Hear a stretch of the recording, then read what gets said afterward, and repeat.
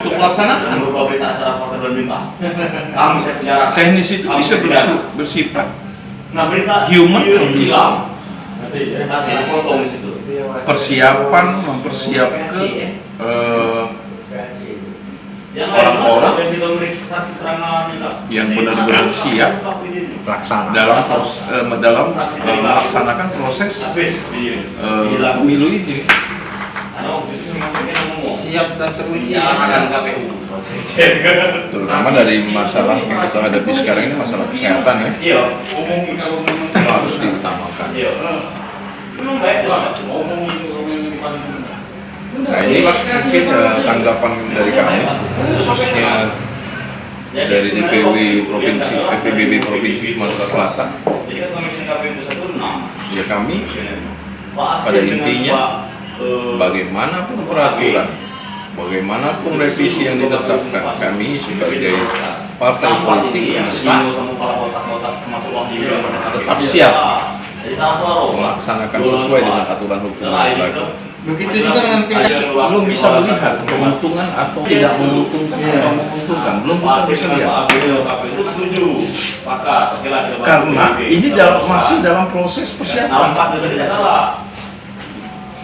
Penentuan kesiapan mungkin akan ditentukan pada hari H keberapa, pada waktu pelaksanaan itu sendiri.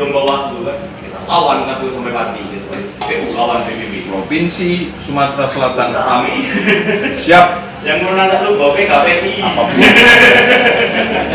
keputusan, peraturan yang dikeluarkan oleh pemerintah sebagai dasar pemilu 2024, kami siap. Pesan nggak?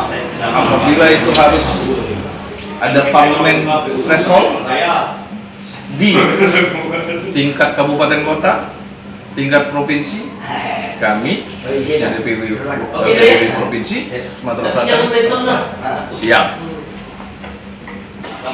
Yang pertama, pembenahan struktur kedua organisasi,